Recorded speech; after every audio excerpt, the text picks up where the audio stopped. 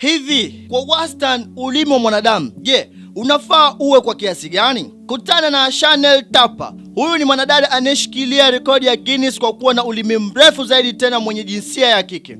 Tapa alizaliwa mwaka wa 1991 na tukipiga hesabu kuanzia mwaka wa 1991 hadi sasa, basi inakwenda kwa Tapa ana miaka 34. Yeye ni mkazi wa California na amekuwa akishikilia rekodi hiyo ya kuwa na ulimi mrefu tangu mwaka wa 2010. Urefu na wastani wa ulimi kwa upande wa kiume ni takriban inchi 3 sawa na sentimita 8.5, huku inchi 3.1 sawa na sentimita 7.9 ni kwa upande wa wanawake. Sasa mwanadada Tapa ana ulimi wenye mrefu wa sentimita 9.7, hii ni sawa na inchi 3.8.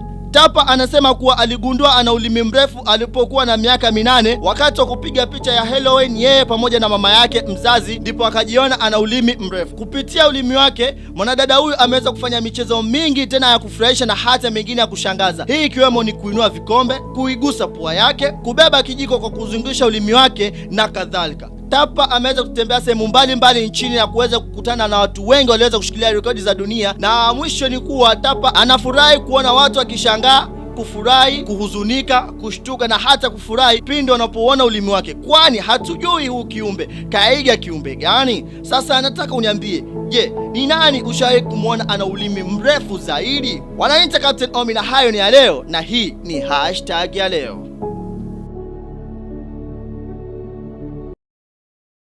Sikiliza hashtag ya leo kila siku Ijumaa saa 10 jioni ndani ya Dayo YouTube channel.